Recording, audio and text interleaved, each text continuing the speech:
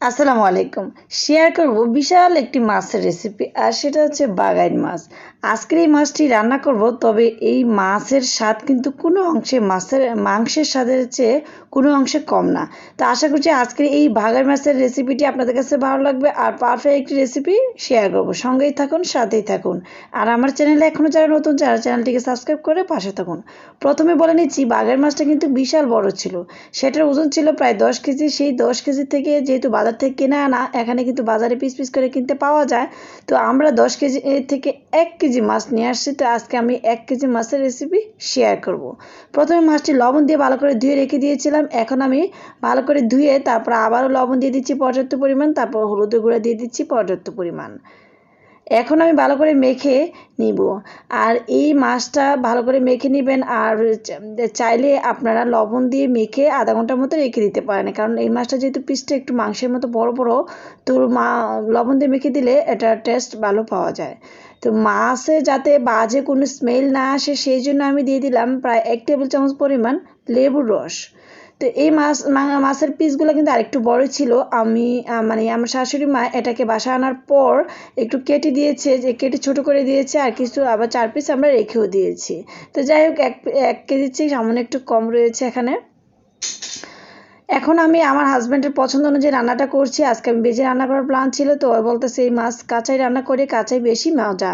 তো সেই জন্য আমি পর্যাপ্ত পরিমাণ তেল দিয়ে তার মধ্যে দিয়ে দিলাম 1 কাপ পরিমাণ পেঁয়াজ কুচি। পেঁয়াজ কুচিটা যখন ব্রাউন কালার হয়ে আসে, তখন আমি পর্যাপ্ত পরিমাণ 1/2 কাপের মতো পানি দিয়ে তা মশলা কষানোর জন্য দিয়ে দিলাম হলুদের গুঁড়া 1 চা চামচ, মরিচের গুঁড়া 1 চা চামচ, তারপর লবণ 1 চা চামচ, তারপর 3-4টা কাঁচামরিচ মাঝখান দিয়ে ফেড়ে দিয়ে দিলাম। তারপর টমেটো দিয়ে দিলাম টমেটো কুচি একটি, কারণ টমেটো যেহেতু এখন হাইব্রিড টমেটো, একটু সাদা টাইপের, একটু কালার, এটা গলতে একটু সময় লাগবে। তারপর ধনিয়া গুঁড়ো 1 চা চামচ, তারপর রসুন পেস্ট 1 টেবিল চামচ পরিমাণ, আদা পেস্ট 1 টেবিল চামচ পরিমাণ। আদা পেস্ট একটু কম, 1 চা চামচের মতো দিলাম। তারপর আমি পেঁয়াজ পেস্ট দিলাম। পেঁয়াজ পেস্ট দিলে তরকারিটা সুন্দর হয় কালারটা, এবং এটা একটু আঠালো টাইপের হয়, দেখতে সুন্দর হয়, খেতে মজা হয়। তো যাই হোক, পেঁয়াজ পেস্ট দিয়ে দিলে ঢাকনাটা ডেকে দিলাম নেড়ে চেড়ে। তারপর একটু পর ঢাকনাটি খুলে মশলাটা ভালো করে কিন্তু কষিয়ে নিচ্ছি। দেখুন, টমেটো কিন্তু একদম মানে এখনকার সিজনের টমেটো, যেহেতু সিজনাল টমেটো না, এটা কোল্ড স্টোর টমেটো, এটা একটু সময় লাগে, তাই সাথে দিয়ে দিবেন মশলা কষানোর সময়। তারপর আমি এটা কালারটা কেমন সাদা সাদা হয়ে আছে, তার জন্য আমি একটু কালারটা সুন্দর আসার জন্য হালকা একটু টমেটো সস দিয়ে দিলাম। আর সিজনাল টমেটো হলে কিন্তু টমেটো সসটা ইউজ করা লাগতো না, এমনি সুন্দর হয়ে যাবে। তো যেহেতু এটা কাঁচা রান্না করব, আমার হাজব্যান্ড বলতেছে এটা কাঁচাই বেশি মজা, তাই ওর পছন্দ অনুযায়ী রান্নাটা করছি।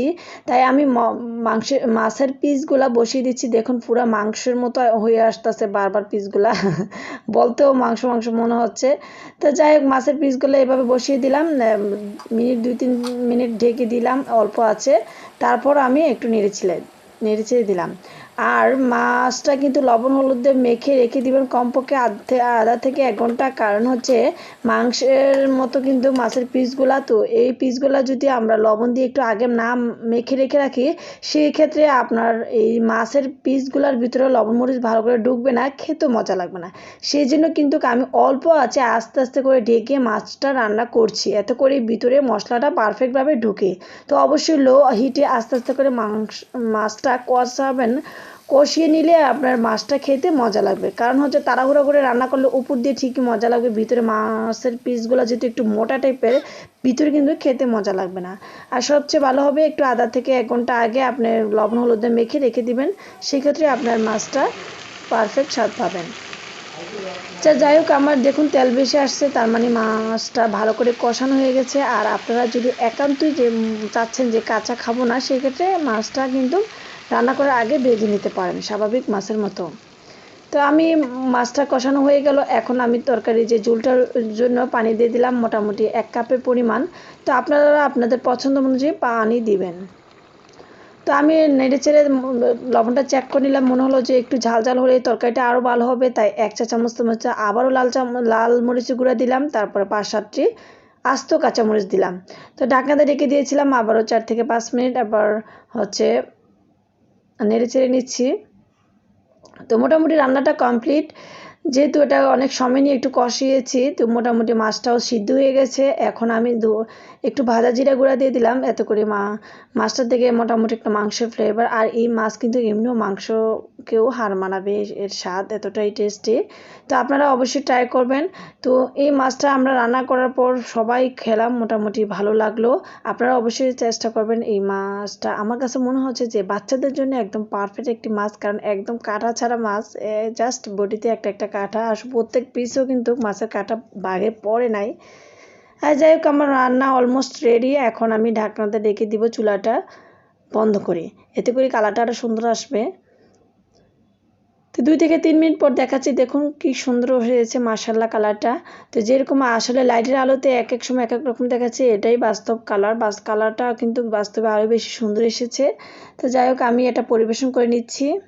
দেখুন কত সুন্দর হয়েছে, মোটামুটি মাংসকেও কিন্তু হার মানাবে, এর স্বাদ এতটাই টেস্ট হয়েছে।